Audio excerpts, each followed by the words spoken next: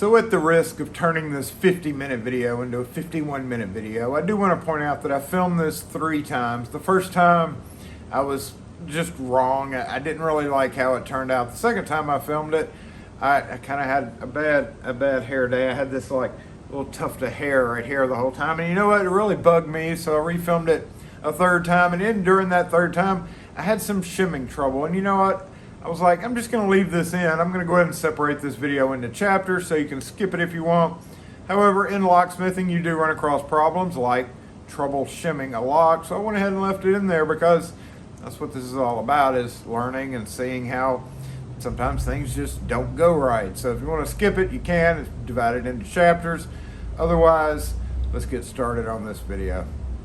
What's up, y'all? We are nearing the end of the residential locksmith starter series, and we are going to talk about one of the older lock companies in the world, Dexter Locks. Dexter started off in, I believe, 1912 is when they were technically formed as the National Brass Company.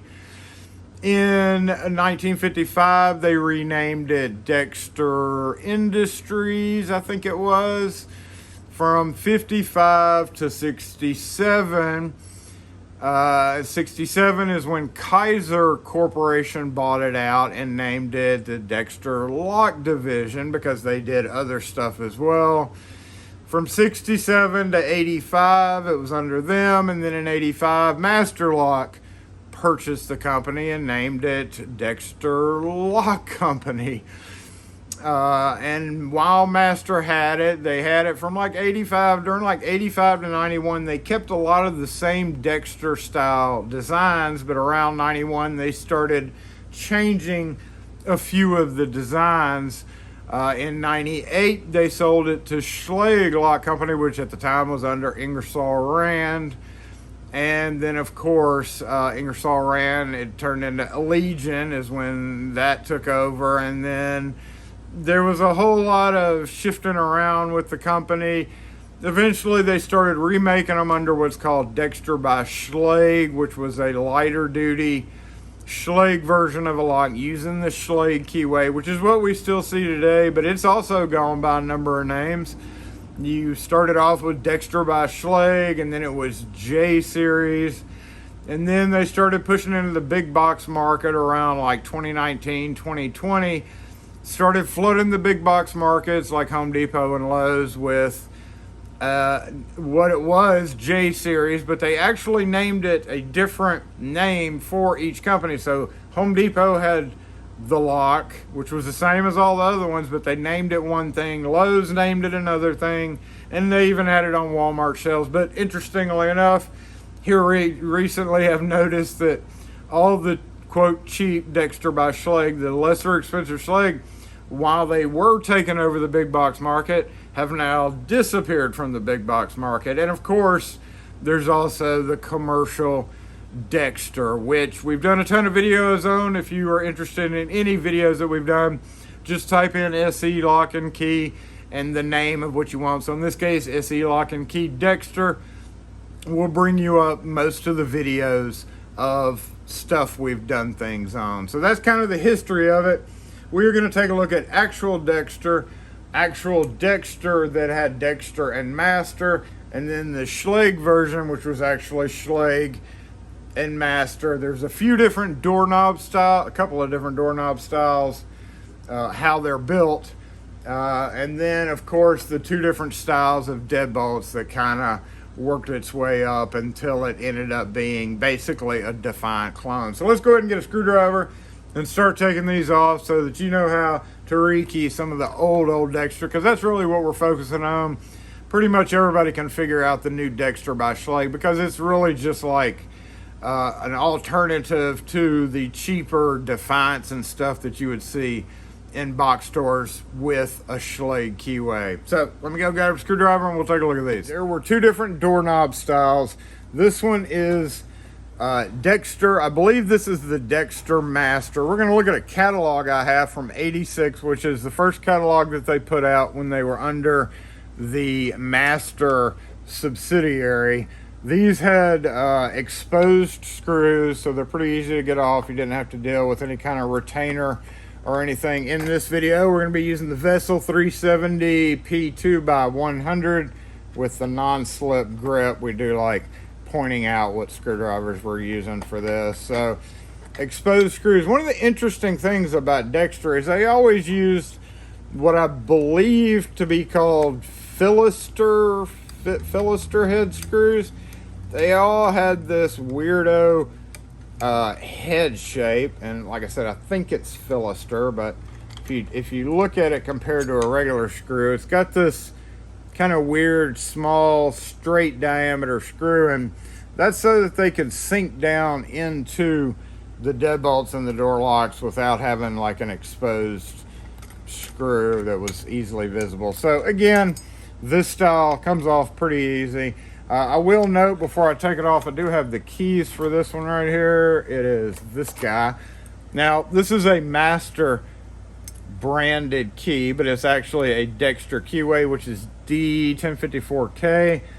And on the Dexter Master, you could turn it right and left. So you turn it left until it stops and it locks it. Turn it right, unlocks it. The original Dexter was different, and it only turned to 3 o'clock and popped out the knob, so you wouldn't be able to lock it from the outside. So we got the screws out, basically just like anything else, just kind of pull it out.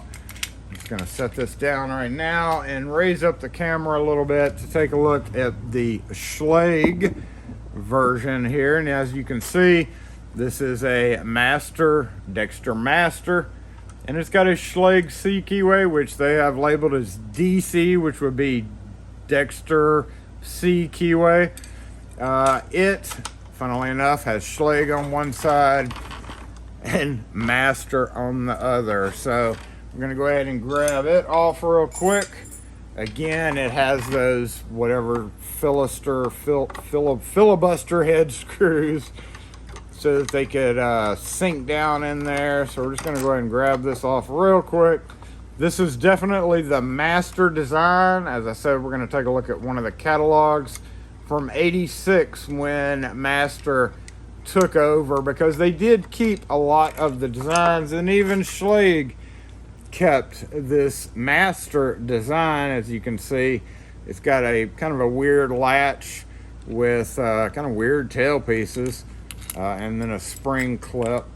So there's that one. And then if we raise it up one more time, we can see we have Dexter on one side that actually uses the Schlage C keyway right there. And on the other side, I did these half and half so that you could see that literally during all these changes and stuff, they had it. Now this Master key was it's kind of a weird head.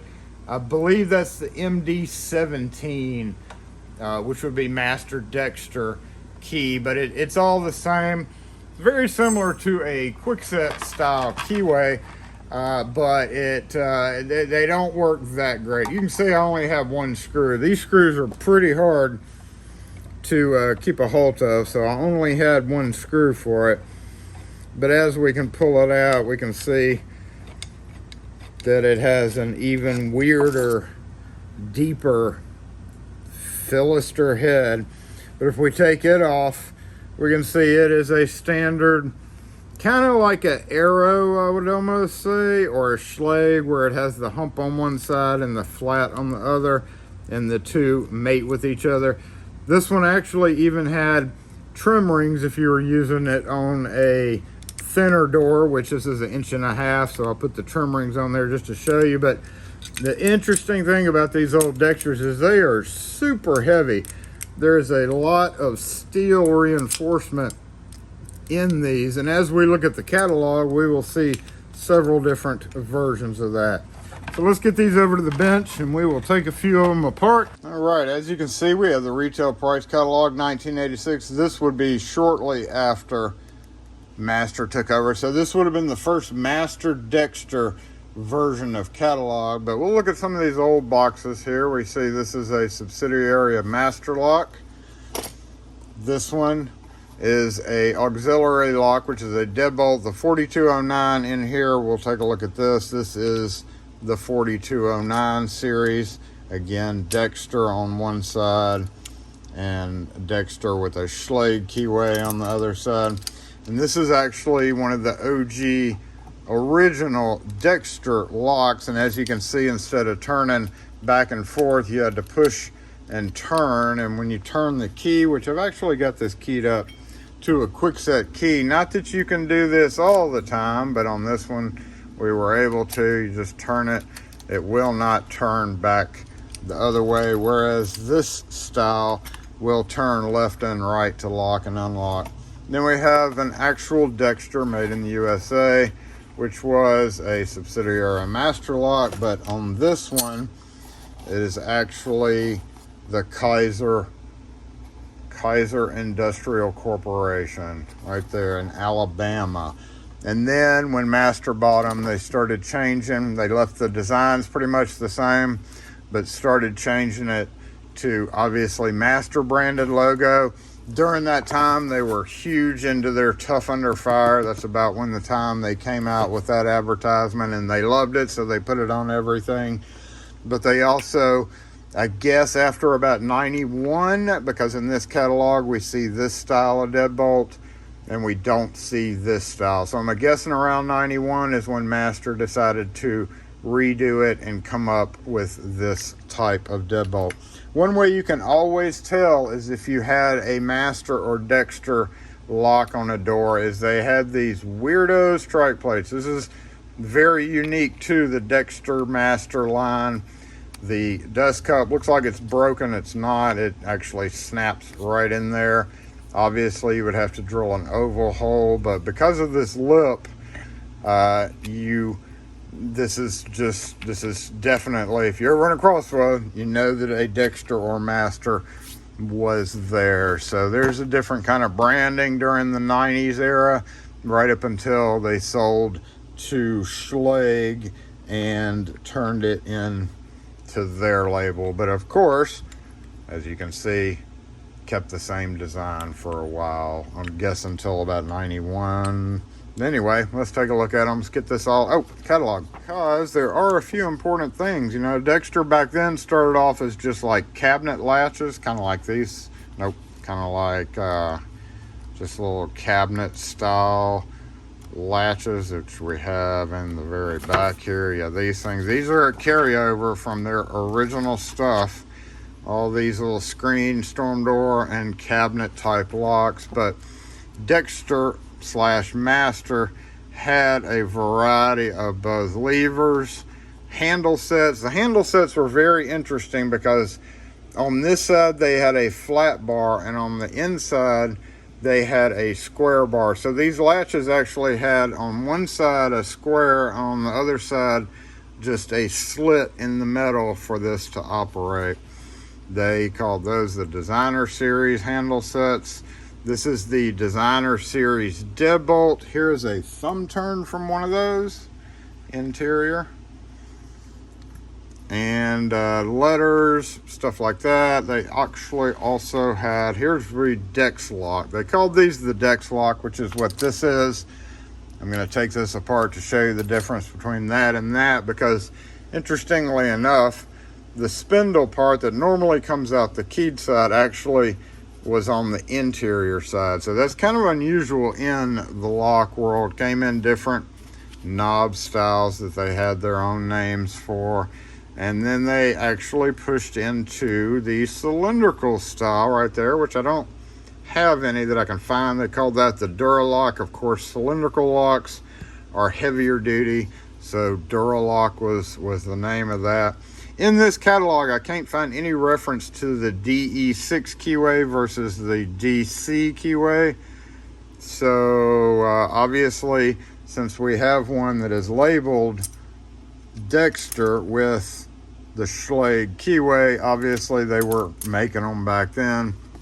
And even mortise cylinders. We've got a sample of a Dexter mortise cylinder right there using the DE6 keyway. Solid brass, of course. Rim cylinders. They even had weirdo strikes. These strikes had off-center screws. Instead of the screws being above and below, they were further back against the frame, which of course is good for that. 4209 right here is our Super Duty. They had like 5 different versions, even the 5/8 throw. If we look right there, we got a 5/8 throw. Remember in the Schlage videos we talked about the shorter throws, which is kind of common back during this era, but then they had the Super Duty. The Pro Duty came with the heavy duty strike. The Super Duty, which is the 4209, which is the one that is this auxiliary lock, 4209, finish 3, 1-inch throw. That is this guy right here, heavy duty.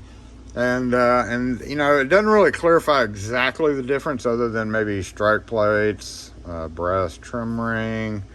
Interesting stuff in this old catalog. There's that handle set I was talking about. You can actually see the slit on the outside, the square on the inside. I've actually got one of those latches that I will not let go for inexpensive. There's all our different designs of handle, entrance handle sets.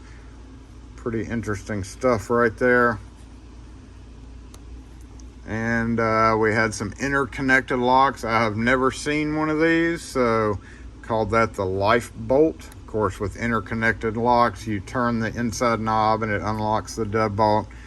During that time is when we were starting to see the safety, you know, needing safer locks for people getting out because of certain incidents that had happened back then. All the different latches that were available for it, and even had lettering and pocket door locks. They even had a padlock. I wish I could get my hands on one of the Dexter padlocks. Keys right here. Key blanks really don't specify Schlage, so special keyways are available, but none of these are Schlage. These look like Master style keys. Very interesting that there's no reference to any of that. And then installation tools, measurements and all that. So that's the 1986, the very first catalog that Master put out. And before we move these off the counter, we see this Master Deadbolt, Schlage Deadbolt, as the style 140 double cylinder bright brass, finish 30, function 09. And as you can see, it is the same guy that we have right there with Master stamped on it. Uses kind of a weirdo latch. In the latch world, it's a weirdo latch, but we're going to go ahead and take these apart so you know how to deal with them. Obviously, the deadbolts right here with the screw cap really shouldn't be a big deal for you to figure out, because almost everything nowadays you should know how to take off a screw cap style deadbolt.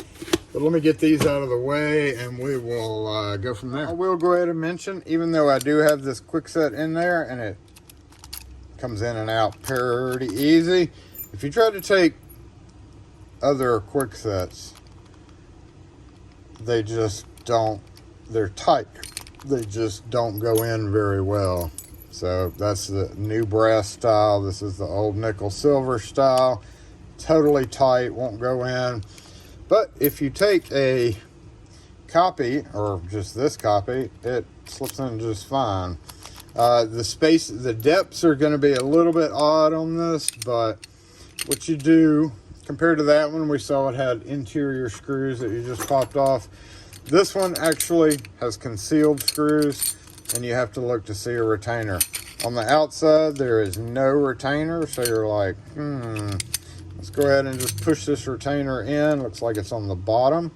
And their retainer was a little bit dinky, so you kind of got to be a little more gentle with it.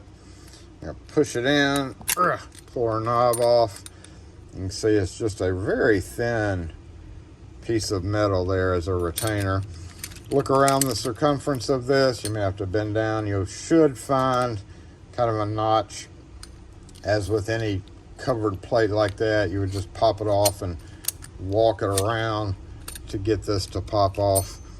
And we see the typical style of screws where you can just loosen them a little bit, push down, turn, and then pull up, and it'll come off. Now you can see the big difference there.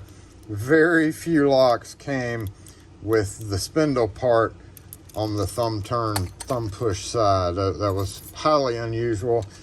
If you're taking this off the door, The screws don't have to be removed. They come right through the latch just like that. Kind of like new Kwiksets. Now you're left wondering, well, how do I get this out?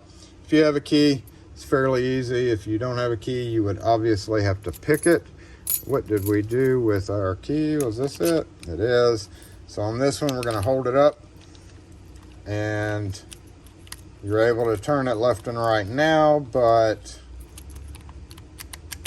only one way to the 3 o'clock position or 2 o'clock position is it allowed to come out. That would be 3 o'clock. Yep, this needs to go that way. So 3 o'clock position, slips right out, and we see quite an interesting mechanism there. So we're going to set this aside compared to this one that was made by Master, I do believe. We do have a key for it as well, which would be this guy. Again, left, right. This one operates a little bit differently, and the spindle's on this side. This one operates kind of like a Weiser. We all know with Weiser, there is a detent I might add there, but there's nothing under the detent. I think that's because they just made the knobs the same.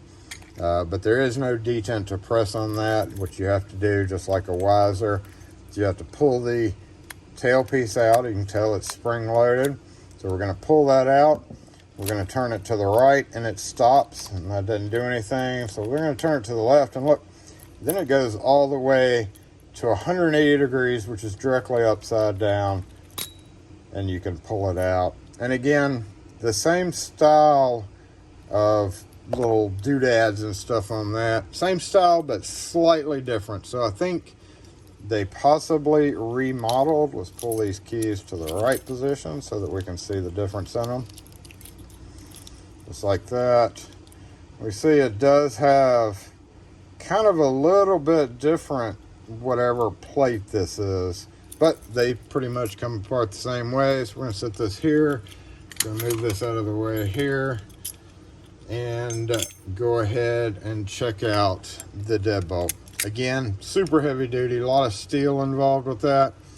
We're going to rekey the Dexter version of this, and again, if you take your key and insert it in there, your Kwikset key, it just doesn't go. So you really need to have, if you run across these, you really need to have Dexter DE6 or D1054K style keys, or even the MD17 version of it. Either one would work. The one good thing about this is you can use a cap removal style tool. We've got that one. We've got this Lock Monkey version. It doesn't work quite as well. No, see, it doesn't work quite as well as the Weiser, which fits pretty much perfectly. But of course, you can get a pair of tweezers, which I have one right there. As always, sharp pointed tweezers. That's why I don't use pin and tweezers, because this is one of your main use for tweezers, is to just push that pin down, lift it off, just like any other cap style deadbolt like that. Has your spring and your rotational round part in there, and then of course the tailpiece itself. And then if we come over here to the Master version, got Master. We're going to go ahead and unscrew one of these because they are a little bit different. Let's do again, the Master DE6 keyway. There is a very thin, one of the thinnest ones made. There's a clip on there. While you could possibly get in here with a screwdriver and get it out, it's much easier just to pull that cylinder. So we're going to pull the cylinder, which usually what I do on these jobs is I will, to keep from having to carry a bunch of these, if I have a bunch, is I'll drop this and just carry the cylinder. Leave this by the door. There's less chance of you dropping it and hitting it on something. So just carry the cylinder with you. If we look in here, you do have to turn this around. It goes to top and then bottom. And that is because of how the latch is. One side will be on the bottom, and then the other side would be on the top when you're putting it back on. your door. So here we've got, again, you got to kind of move this around because it will get in the way. So if we find one of the legs right there of this clip using a really thin screwdriver, that is not going to work. So let's rotate it around. That's not going to work either. Let's get this guy out.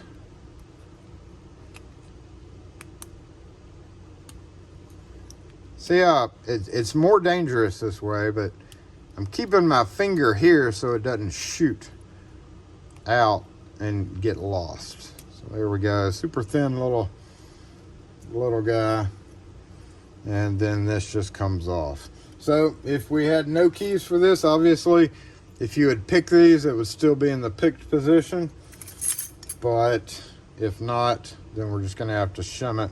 So we're going to get our circlip tool. We're gonna grab this guy right here. Oh, don't lose anything. So we're gonna set that down right there. And as I'm taking these guys apart, I'll lay them out in order. So here, and then we have two little, I don't know what these would be called, spacers or something. We're gonna set those right there. And then we're still faced with yet another clip, which actually is what retains the plug. The other ones are the driver mechanism for that. One thing, same exact style, clip thing, everything. So we're not really gonna mess with that, but you might run across a different style. This would probably be the older style. It does have a clip, but it also has these little bitty flathead screws that you would have to unscrew to rekey it. Not sure when this was around. This may have been pre-1967 and they changed it to that. I don't know for a fact, but let's go ahead and grab our DE6 key blank and a shimmaroo. Do I have one out here? Do I have one out here? There's a short one. We may need to shim trim, right? Let's give that a little shim trim, and go to town. You know, you could pick it, but if you didn't have a key, you would have had to have picked it anyway. So that was 4 in and out. That's 3. Oh, there we go. Let's just bypass that completely. Oh, okay. Let's shim this guy.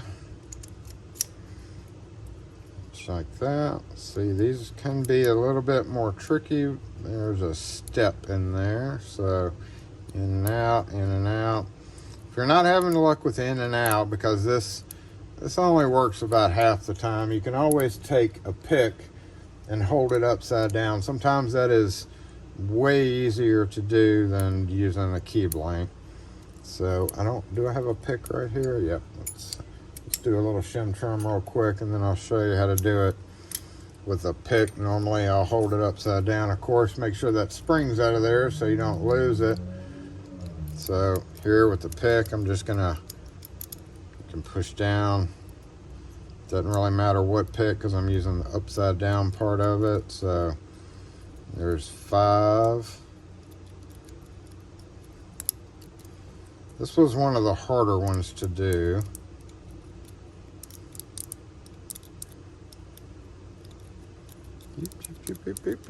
Oh, that's not working very well. I'm going to go back to this. I'm going to go back to that. I'm always try to do it with a blank before I do anything else. Nope, it's not going through at all. I'm not feeling anything there. Okay, let's switch shims. Not all shims are created equal. We're going to try this guy. Okay. 5's right there. There we go. And then in and out, in and out, in and out. Now, I will say, somebody might say, hey, if it's the same as if you can put a Kwikset in there, how come you can't use the Kwikset Lishy? It just hangs up. I'm not going to go get it to show you, but it hangs up really bad in there. You may be able to make it work, but the DE6 keyway uses the same depths as Schlage. Goes 165 all the way to 300. All the green pins that Schlage uses is the exact same. Okay.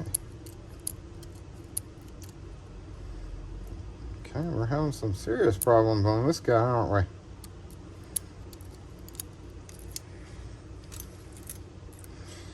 Shim again.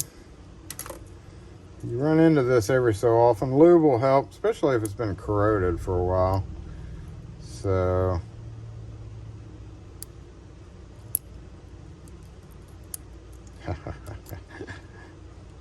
we're going to speed this up. So as soon as I said that, I went past.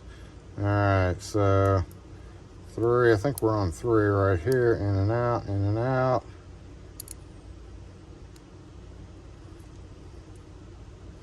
No serrated pins or spool pins or anything like that. There we go, there we go. Oh, oh, hey, got that one. That one was certainly tough. Lastly, this guy, the Master version. Nope, shim trim one more time. Boop.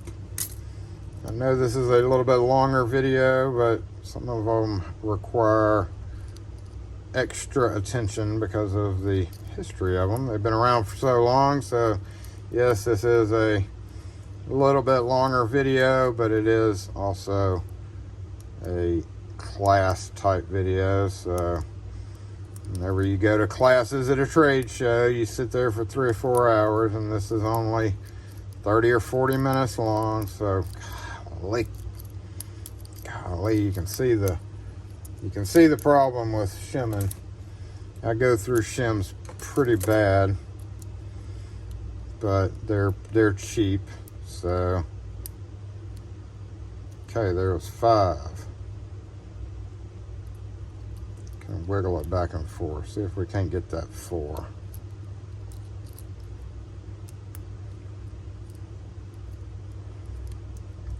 Yep, there it goes. I think. Sometimes you bind it up on the spring, which is not great.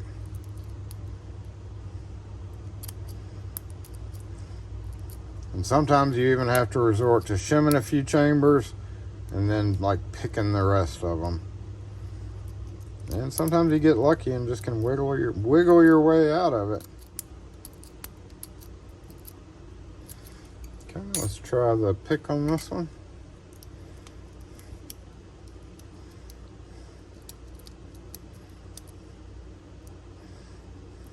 Sometimes instead of having the ramp, it helps to just lift straight up. Here it is not. Going back to this, do I have any lube up here? I don't. I'm gonna back it off 1 and see if that helps. Sometimes you kind of gotta just start over. Okay, is this okay? Okay, I feel a spring hitting right there. I think I've dropped my spring into the way on this one. One more time. There are thinner shims out there that may help. Okay, 5's no problem getting past. Okay, there was 4. All right, there was 4. Now we're hanging up on the 3 area.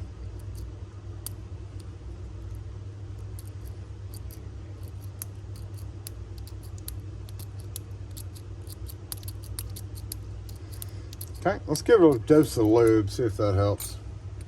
Okay, got it lubed up, and we'll see if the lubricant help. Worst case scenario is you just got to slide that cap out and dump all the pins. Oh, there we go.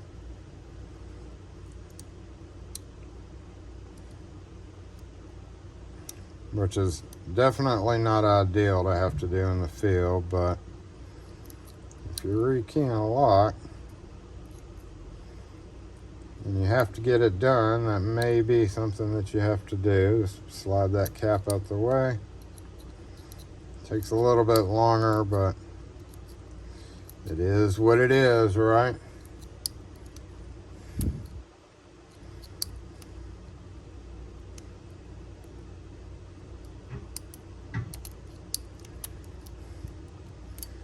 Okay.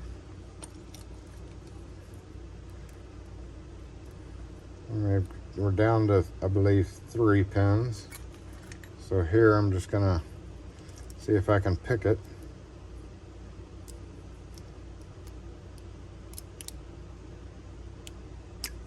There we go. There we go. Took forever on that guy. All right. So the best thing to use for all of these is you're really going to be your hollow plug follower, because you will see. All right, we're catching a little bit on there. It may actually behoove you to run this shim through and follow it out with the shim, because it can catch. And as you can see, these super tight tolerances here really do kind of work against you. So that's what makes them hard to deal with there. Okay, you gonna let us go?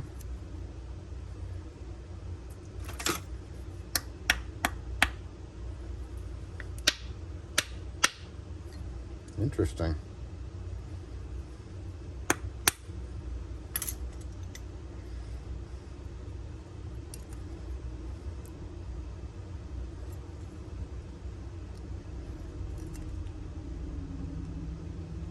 Careful not to turn it back. That'd be bad.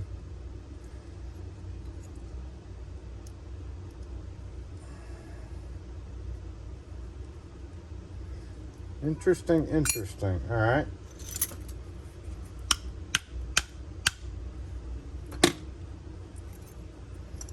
Force that guy through. Usually means we have a spring caught up in there. So you do have to get a little irritated with it. And we'll see if we can't use a heavier duty follower.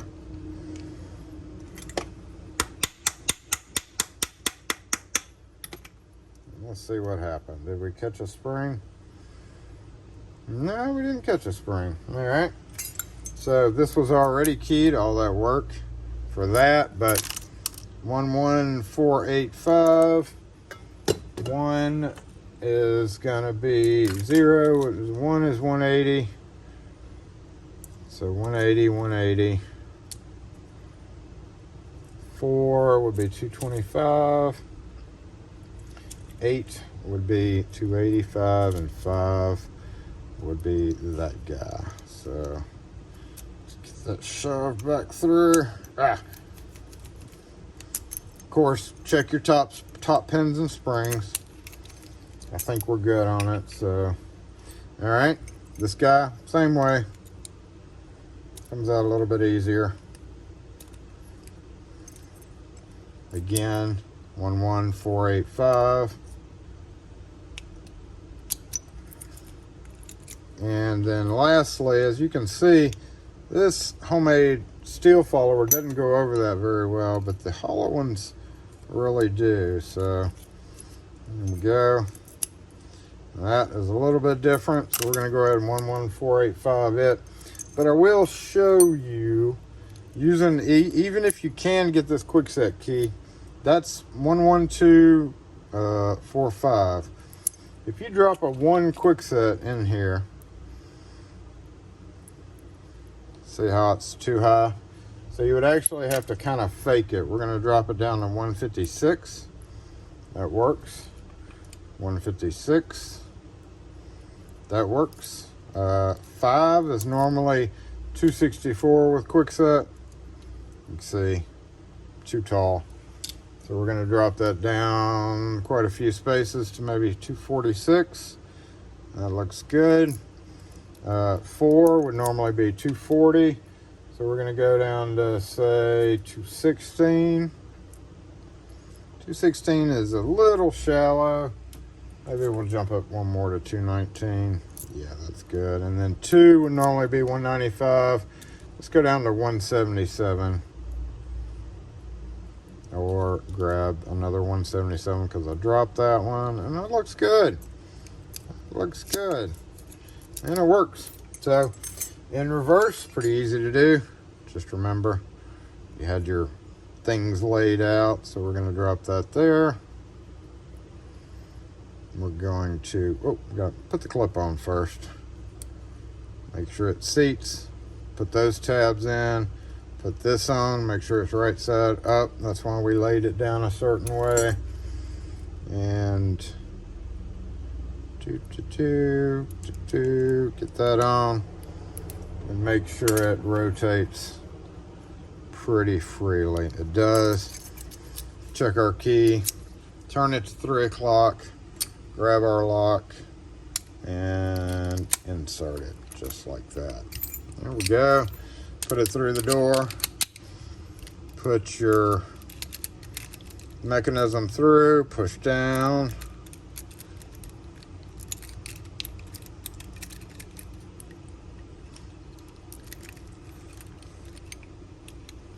Yep, we are incorrect here. Hold up.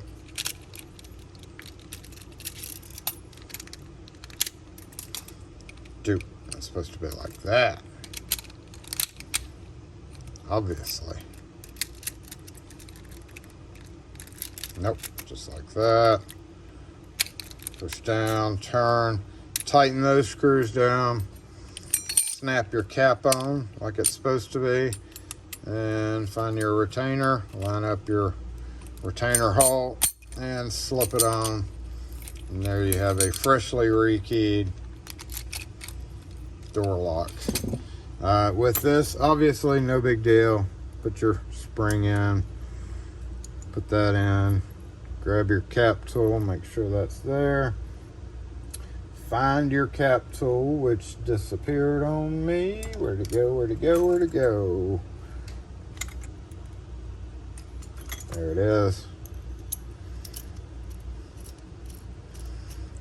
Okay, on all these I always tighten them down and then back it off a couple. Oh no, it jumped out on me.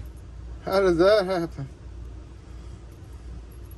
Try that one more time. Make sure our little correct side is up.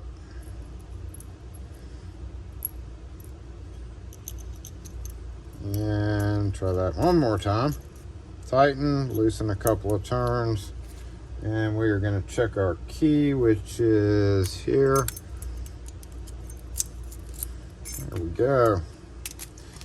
This guy, we can put it back on. We never rekeyed it, but you know. Gonna look for the open slot, which is the biggest open slot right there. And we're gonna pull this back, turn our key 180 degrees, slip it in till it snaps. Keep holding this back, turn it till it's 12 o'clock, pull it out, and then check to make sure it stops. There's all that to rekey in it. And lastly, this one, again, our whatever mechanism they call that. Put this guy on. Snap it in. Don't forget to put your screw back in when you get back to the door. Oh my God, Jason's using an impact gun. Oh my God, Jason dropped the screw. There we go. And there we go. Let's put them back on the doors. I will note, the J series is your typical Defiant style with a Schlage keyway. So you don't need the key on these to rekey them. They just have to be in the unlocked position, and you can simply reach in there, push that, and slip it off and shim it. So a little bit easier to rekey because you don't have to worry about picking it to do so. And these Dexter by Schlage or J series is really just an exact clone of a Defiant Deadbolt. I believe these use clip retainers, so you just pop the clip off and good to go. All right, let's get these back on the door. This is probably the easiest part. We're gonna pull our key halfway out so that it's not turned in the wrong position when we're putting it on the door. Slide that in, turn it around,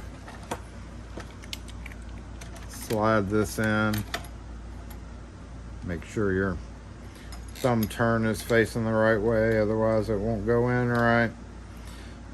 I'm going to give that a screw, tighten down just to hold it on the door. Move our way up to the other one. As you can see, that latch has it on the bottom. So we're going to grab the exterior. We're going to see that it's on the bottom there, so we're going to, that's on the bottom. The inside would be on the top. So if you look on the inside, it's on the top. So we're going to go ahead and slip this through. One thing is this has to snap into there, so you may have to kind of bend that down. But bottom, wiggle, wiggle, wiggle, wiggle, wiggle, wiggle till it goes in. Wiggle, wiggle, wiggle till it goes in, just like that. Make sure it's up, and there we go. Snaps in. It kind of holds itself, but don't ever trust that because you don't want the door lock to hit the ground and break somebody's tile on the floor.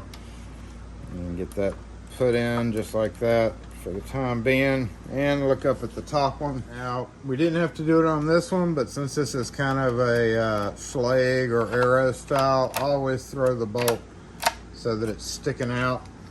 And if you hold this up, you can see this turns to 3 o'clock and then 9 o'clock, so you want to center each one.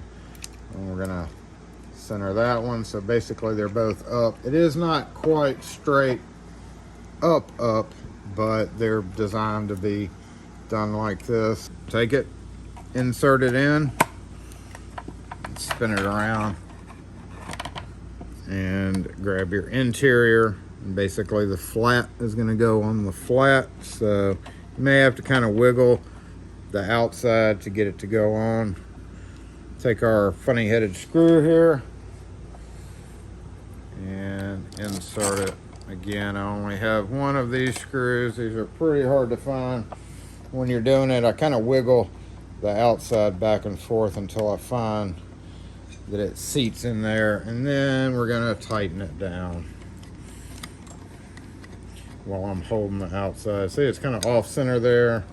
There we go. That's because I don't have the other screw, so we're gonna do this the best we can. Just like that.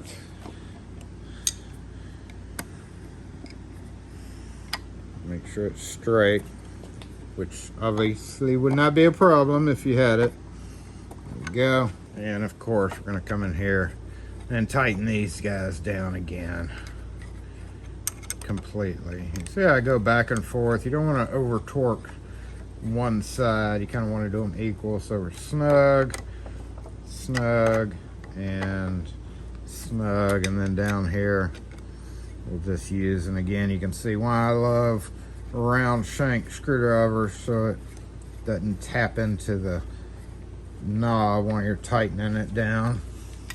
And the underneath one, don't forget it. Of course, like I said before, you didn't see me Houdini anything, but of course Houdini the latches before you put it on because they need it.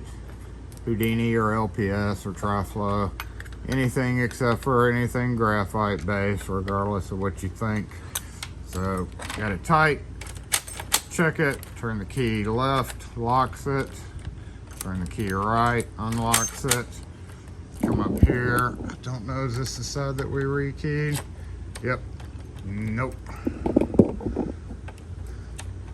Yep, it is, so check it just like that.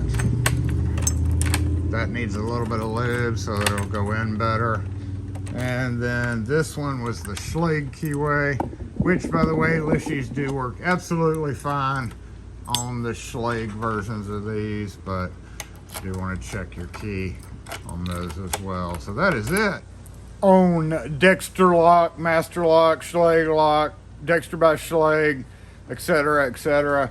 Hope you enjoyed this video. One or two more left in this series, and then we're going to be done and have a test, and everybody will get, whoever completes the test with a passing grade will get your Lock Force diploma. If you have any questions or comments on this or any other videos, post them in the comments section. Otherwise, go ahead and brush up on some of the previous videos, which I'm going to link at the end of this, so that you'll be ready for the test. Thanks for watching. We'll catch y'all next video.